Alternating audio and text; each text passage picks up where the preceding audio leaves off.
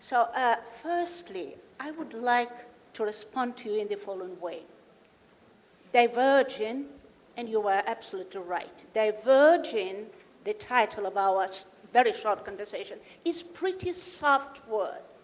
Because in fact what we have, and this is the result of our session before us, we have not only divergence of norms, of interests, of principles, we have something much more dramatic and predatory. We have an enormous gap in the way two sides. On the one hand, liberal Europe, and Romania belongs to liberal Europe, and on the other side, the illiberal world that now is presented by resurgent Russia. Nuclear power with a seat at the Security Council and with a huge and reckless ambition to return to the global Austrian role. So it's about different approach to the principles. These two sides view European security in a different way. They view global security in a different way. And what we are dealing with is incompatibility of their outlooks, of their postures, of their principles, and different interpretation of the norms. And even more, the readiness of Russia, current Russia, to abrogate the principles, the treaties, the norms, and, to raise the common sense. But, I see that you want to raise another question. I have to add to that one more disturbing for me thing. This is happening when? This is happening only in the situation when the Kremlin and Putin's team and Putin himself have discovered that they can throw the stones in the glass house. They discovered that the West is weak, and weakness, nearly Spenglerian weakness and decay of the West is the key assumption the Russian foreign and defense policy is being made. Tim, if not for the total conviction of Mr. Putin, we are not going to do Putinology, this is your son's profession. But, if Putin ever suspected that Germany will not stomach it, that the West will unite on sanctions, tentatively, do you think that Donbass would have ever happened and the Russian missiles will hit Syrian territory? It would have never happened. So what we have, the crisis that the previous session and the previous speakers so eloquently described, this challenge that you folks in Romania, in Poland, in Washington and Berlin are facing today, is the result of the fact that the West has lost its trajectory. The West is weak. The West is pathetic. And what is about EU? It seems to me Brzezinski's description of the EU as the retirement house is a pretty soft description. So this is the problem. The challenges are happening in the situation when the West is weak and when rapid deployment of rapid reaction forces, of course, it can strengthen the security of the frontline states. But what about the gray zone states? Ukraine, Moldova, and Belarus. And another thing, it seems to me, I don't want to be a paradoxical, Tim, but it seems to me we have to give due to Mr. Putin. I've never been positive about him, but at least he did one positive thing recently. He has kicked over the global chessboard, and in this way he stopped the game let's pretend. Because for the last 20 years, Russia pretended that it does belong to Europe, and for the last 20 years, the EU and Washington pretended that they're dealing with Russia as a liberal democratic power, as a partner, research, partnership for modernization, etc. It was, pathetic game of imitating. So it's over. And now we see the cold and predatory truth. Fine, but then let me just ask you a kind of a very basic question. Let us imagine that for some reason that Mr. Putin was not there tomorrow, let's imagine that he had a heart attack or whatever, would Russia change fundamentally? So is it a question of one man, or is it a mindset of Russia or its elite or the people in control? Well, Tim, you're absolutely right. Here we're talking again about this conundrum, the leader and the system, yes. the leader yes. and the society. I would say that I don't think that all those, our colleagues who are writing, continue this Putinology saga, spending their time in an effective way. Yes, President Putin and his team, they installed totally unique regime in Russia because Russia has never been ruled by the Praetorians, by the guardian dogs, by the power structures. So of course they have accelerated the chain of events. They have pushed the bob, and now they're in a bobsled mode. They cannot jump out of this Titanic that is looking for its iceberg. But at the same time, we are dealing with a Russian system of personalized power that is in a state of decline. Maybe we are already at the stage of agony because the domestic resources are shrinking. That's why, they're trying to go outside. That's why foreign policy, international activity, and that's why, this machoism and saber rattling is becoming the instrument to pursue domestic agenda by the people. Well, and this is the unique thing about Russia. I would say Richard Pipe and some other people, the pessimists, would disagree with me. But I do see that, firstly, that two things absolutely amazing that give powerful leverage to you folks, maybe not to Cameron, but perhaps to future leadership in Great Britain, in the United States, although I'm a big fan of Merkel. So we have the Russian elite for the first time in the Russian unique history that has been personally integrated into the West. Thanks to your assistance, to the assistance of Mr. Schroeder, Mr. Lipponen, your lawyers, your banks, etc., and becoming part of the West, at least, when we are talking about personalities. They do not want turning Russia into North Korea. They want cooperation, but on their terms. And there are people, Russian people. I'm old enough to compare Russian society with the society 20 years ago, 25 years ago. And I have to admit, sad truth, I've never seen, Tim, I've never seen people so demoralized. I've never seen people so disgruntled, frustrated, and, people having lost their sense of the future. But again, we know some other countries with much more rich historical and even democratic background in the 20th century who were lost in their trajectory.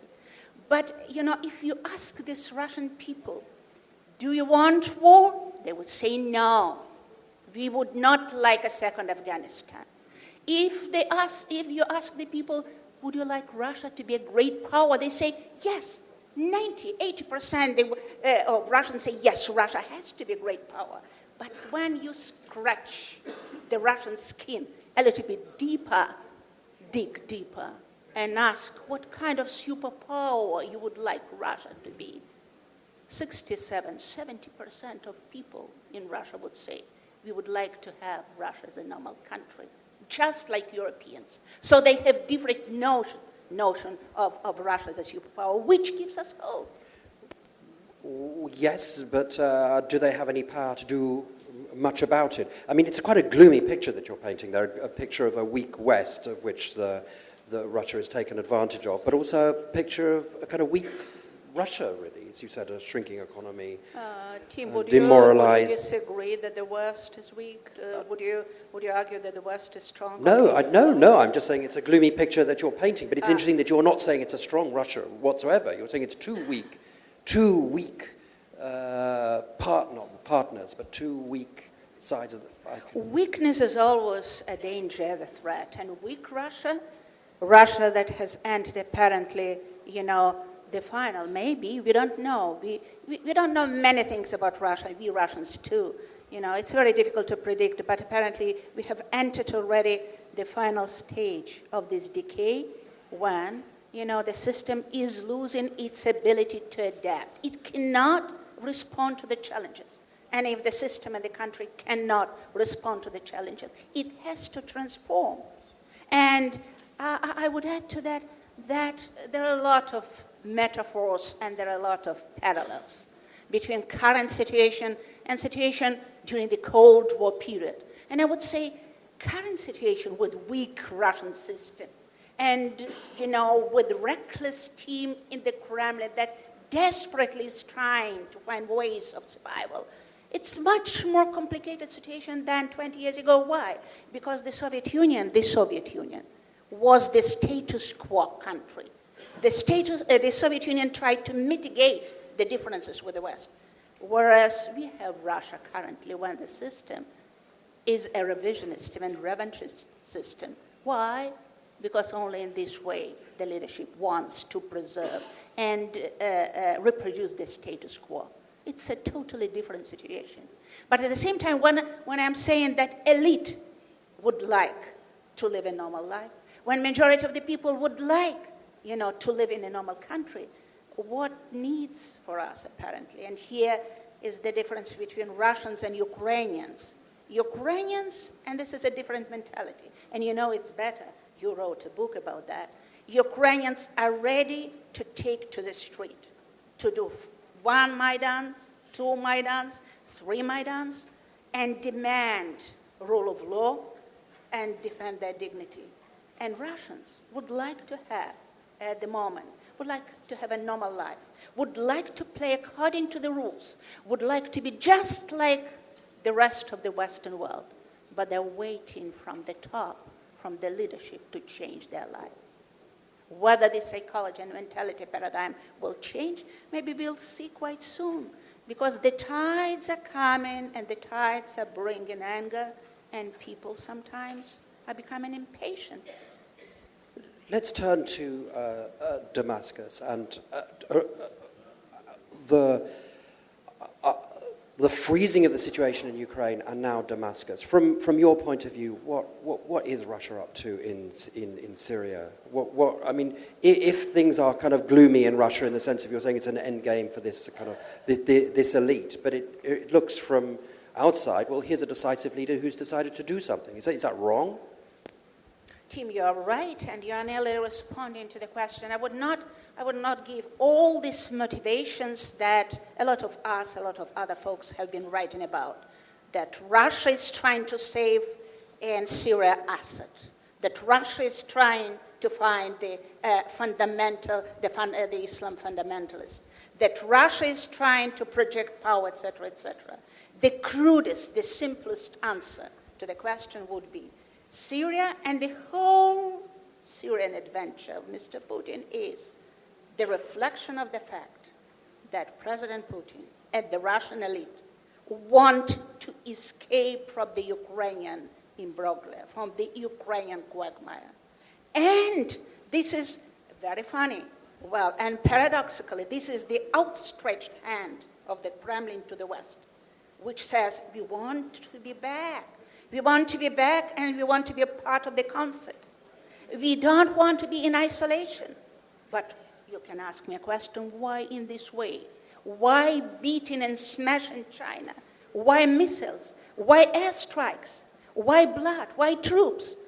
This is the way, apparently, the Russian ruling team is thinking that they can enforce a new trade-off to Mr. Obama and Mr. Merkel.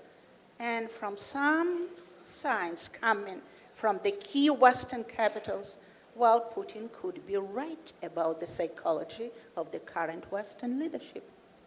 Okay, well, we will see. I think we've got not much time, but we started late. But I think that we've got time for a couple of questions from the audience. I think perhaps 1 or 2 questions. Would anyone like to ask anything? Hello? Yes, well, of course, you're the host, so please go ahead. Privilege of the person who gets the mic. Some see in Russia's gambit, ultimately, in Syria, something that is more akin to what you said at the beginning, Lilia, that he wants the chessboard essentially thrown out. And he forces not just a set of relatively limited Russian objectives vis-à-vis Assad regime or its position in Eastern Mediterranean, but rather that he and Russian military and civilian elites want to see a sea change in the global power arrangements, and a different set of voices. And it's not addressed just to the West, it also addressed to new emerging powers that may want to follow into not necessarily a Russian lead, but the opening that this has created. And in that sense, a whole new set of rules when it comes to quote the way that, for example, President Xi calls it the new great power relation system.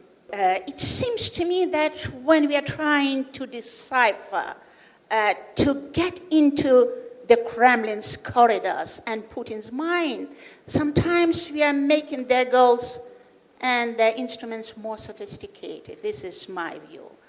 And we have to bear in mind that very often, especially at the stage of desperation, imagine they are saving their life. 2-3 years ago, Putin's rating was just plummeting. So it's not only, some kind of machismo, it's desperation.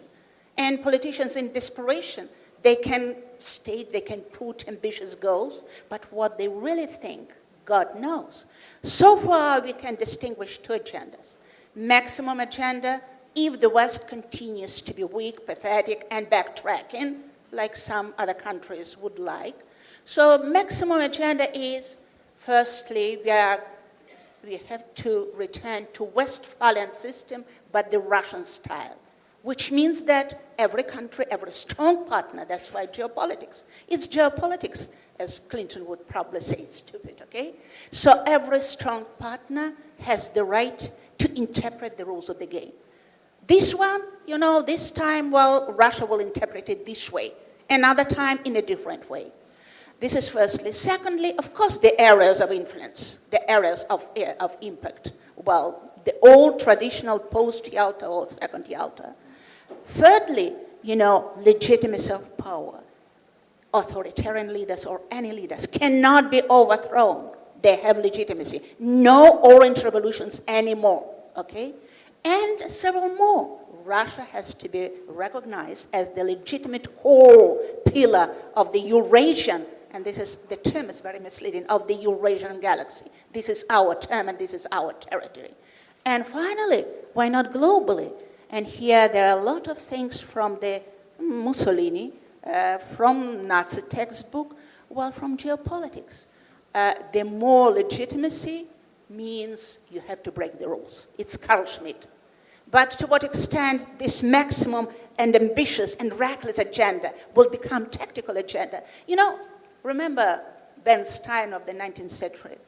The goal is nothing, the process is everything. Okay, who next? The lady over there, and please tell us who you are.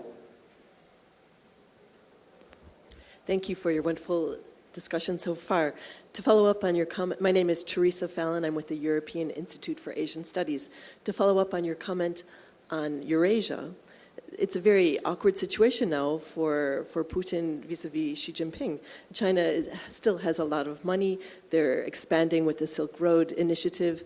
How do you see this playing out? Because when I interview Russian officials, they tell me things like, we will be big sister to China. It seems that they don't have a clue what's really happening in their own backyard. Thank you. Firstly, never believe anything that the Russian politicians are saying. Secondly, the second rule is, remember again Brzezinski, Russia could be Chinese partner, but only as a junior sister. And Russia would never, ever agree to that role. Thirdly, I do believe that the Kremlin team, despite of the fact that they have some myths around, and they're great and effective myth builders, they have realism enough and they do understand that the Russian pivot to China declared recently, is an imitation, just like Obama's pivot to China.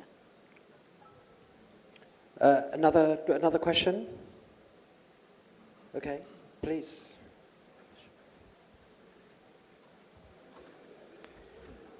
You mentioned quite aptly the fight for the commanding heights, liberal versus illiberal democracies. And I cannot refrain from remembering a very awkward press conference in Berlin between Angela Merkel and Mr. Orban from Hungary, when Mr. Orban was saying that there are also illiberal democracies, and Merkel was looking at him with a sense of a combination of irritation and surprise. So what should be your take for the next 20, 30 years? Because it's clear that the fundamentals of all order are challenged, other than Damascus, other than Orange revolutions. It's about the essence of the organization of human society. Russia and China will not probably gang up for the reasons you mentioned, but they might be tempted to control the commanding heights and propose a different system of society. And if the West is so weak and declining so fast, as you say, it means that there will be not a counterweight. What's the future of global order from that perspective? Thank you, and you'll excuse me for very simplicity of my response. I have no time for shades of meaning. Firstly, I wouldn't dwell on Hungarian Putin. We understand the nature of the regime. At the same time, I would remind that despite of his specific understanding of rule of law and democracy, the Hungarian leader still is, on the sanction issue, is together with Europe and with Chancellor Merkel. Regarding the struggle for commanding heights, firstly, the struggle could be effective only in one case. If the countries, illiberal states, illiberal powers, that pretend to be rising powers, if they have the idea to offer the world. Secondly, if this idea can mobilize the society in their own countries. Thirdly, if they have resources and if they have mechanism of economic development that could beat the West. Do we have the idea, the instrument of mobilization? In Russia, no. In China, I doubt. And finally, on the crisis, its majestic crisis, yes, the West is in crisis, and it's not a secret. It has been in crisis the moment the Soviet Union collapsed. And the problem for us, intellectual, is whether the West, the liberal democracies, could update, refurbish, rejuvenate themselves having no competitors. This is, for me, a question. But regarding the crisis, this is the only instrument to update civilization, to animate civilization, and we are meeting with crisis of the West for the third time. The 30s, the 70s, and both times you did it. So the question is, apparently the crisis is the only mechanism to get the Western liberal democracy out of its somnambulistic stagnation. Hopefully it will awake them. Just let me put this to you. I mean, this is a very gloomy picture, but... You want optimism? Sorry? No, I just want to introduce perhaps a shade of grey here. So that Ivan Vejvoda used the expression muddling through. Surely with Ukraine, you could argue, and this could be a metaphor for things in general, that we actually didn't do quite as badly as, well, everyone was taken off balance, but in the end, sanctions actually did work. They were a factor. You can't kind of calculate in percentage, but they were a factor which stopped Russia. If there had been no sanctions, or if there had not been the threat of further sanctions, then perhaps Mariupol would have fallen, and then all the way to Crimea. I remember asking, actually close to Mariupol, commander of an artillery battalion, with big Soviet-era artillery, could fire 20 kilometers. It's fine. I think, what do you need? You've got plenty of arms. He says, we need modern targeting systems. And I read, 2-3 weeks ago, a report saying that the US is now providing these targeting systems. It's like, are we doing quite that badly, or are we not muddling through a little bit? I would say the West has been muddling through, and we still don't know the results, the outcomes of this muddling through. Because definitely you are right, Tim. Sanctions did work. I never anticipated that, firstly, they will be possible. Secondly, that Germany will change its role of the political dwarf. But, we have tremendous changes on the European, political arena, and especially the role of Germany, okay? Well, the EU still the retirement house. But at the same time, the results are sanctions and the unity of Europe, with the United States somewhere backstage, still retrenching, Obama leading from behind, have brought one result: de-escalation of the conflict in Ukraine, de-escalation of the war. Does it mean that de-escalation will bring a real peace, a peaceful exit solution? Still, we don't know, because something else is needed, and apparently much heavier role of the United States back to Europe, and apparently some other decisions. First of all, the peacekeeping forces on the ground, and without it, no conflict will be solved in Donbass. All right. Well, thank you very much. I'm acutely aware that we have the geopolitics panel queuing impatiently behind us. So I think we're going to have to finish here. But would you like to have one last word? Would you like to kind of predict if we come back in a year, what would we be talking about in a year, or is that too risky? No prediction. The only thing, remember the line, why have all the flowers gone on? We have to think why we were wrong, why we failed to predict, why we failed during the 20 years to see the reality. Without it, any prediction will be naivete, wishful thinking, and a loss of reputation. Thank you. Thank you very much indeed. Thank you.